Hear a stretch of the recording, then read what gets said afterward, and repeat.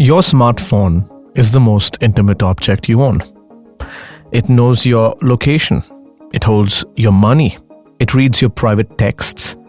It sees your face before your family does every morning. For the last decade, we've operated on a simple deal. We own the device and we decide who gets in. But 48 hours ago, the deal seemed to shatter.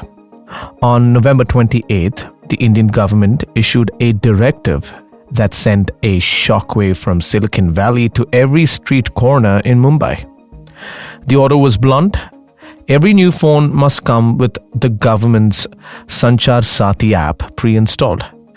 And the terrifying fine print. It implied the app could never be deleted. The internet exploded. Was this a safety tool or was it a digital ankle monitor for 1.2 billion citizens? We were staring down the barrel of a reality where the government had a permanent, unblinkable eye inside your pocket. The standoff with Apple began. The privacy activists sounded the alarm. The panic was real. Even I was ready to record an episode today about the death of digital privacy. And just then, as the hysteria hit its peak, the government did something unexpected.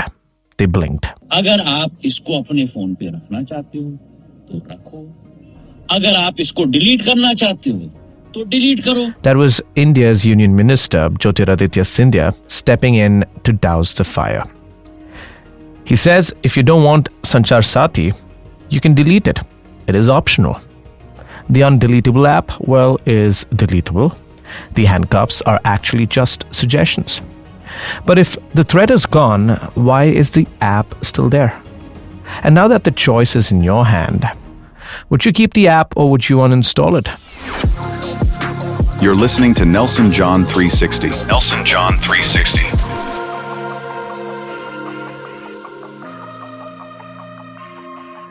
Welcome to Nelson John 360. I'm your host, Nelson John. And today we are decoding the whole buzz around the Sanchar Saathi app. To understand the relief, you have to understand the panic. On November 28th, 2025, the Department of Telecommunications, DOT, sent a directive to smartphone makers, Apple, Samsung, Xiaomi, and everyone else. The order said two things that triggered the alarm. You must pre-install the Sanchar Saathi app on all new phones. 1. You must pre-install the Sanchar Saathi app on all new phones. 2. You must ensure the app's functionalities are, quote-unquote, not disabled. Now, tech experts in the opposition read that phrase, not disabled, and interpreted it as, you cannot delete this. It looked like the government was forcing a permanent surveillance tool onto your device. The comparison wasn't bloatware. The comparison was spyware. As you can imagine, the backlash was instant. And today, the government blinked, or at least they clarified. Union Minister Scindia came out and effectively said, hold on, you misunderstood. He clarified that while manufacturers represent a mandate, they have to put the app on the phone box fresh. The user, however, retains the right to remove it. So the new reality is this. When you buy your next iPhone or an Android phone in India, Sanchar Saathi will be there on the home screen, sitting right next to your YouTube and Maps. But if you long press that icon and hit uninstall, it will vanish, just like any other app. The digital handcuffs are actually just digital suggestions. So the constitutional crisis is over. Nobody is forcing you. But now comes the practical question. Since the government is recommending it so strongly, should you keep it? Let's look at why they want it there. The crisis, well, is real.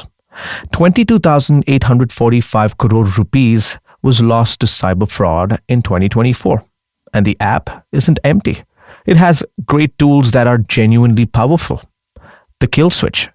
If your phone is stolen, the app connects to the CEIR database to block this device instantly. How cool is that? The eye. Chakshu.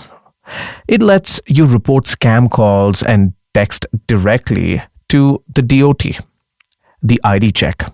Now, it tells you if some stranger is using a SIM card in your name. If you keep the app, you have a direct line to these safety features. However, the privacy concerns haven't completely evaporated. Even if you can delete it, the app still asks for deep permissions like call logs, SMS, location. Now, if you are a privacy purist, you might ask, why do I need an app for this? Can't I just use the Sanchar Saathi website? Now, that's a valid question. And the answer is yes, you can. Most of these features, blocking stolen phones, checking SIMs, work perfectly fine on the web portal. You don't need the app installed on your device 24/7, reading your SMS just to use the service probably once a year. Now, for so many tech-savvy users, the move will likely be buy phone, uninstall app, bookmark website. But here's the bottom line. The government has walked back from the ledge. This is no longer a story about state surveillance versus civil rights. It's now a story about bloatware. The government, is effectively paying for product placement on your phone screen, hoping that if the app is there, you will use it to stay safe. They've given you the tool, but they have thankfully returned your right to refuse it. So when you unbox your next phone, you will face a choice. Do you see a shield that protects your bank account, or do you see clutter that tracks your location? I'm Nelson John, and this is the Nelson John 360 podcast. Do show your support by following and subscribing to the podcast. Possibly, if you're generous enough, you could leave me a review and also share this with someone who might need to hear this. You can also connect with me on Instagram and YouTube. Just search for Nelson John 360. Until then, stay safe, stay updated, and exercise your choice.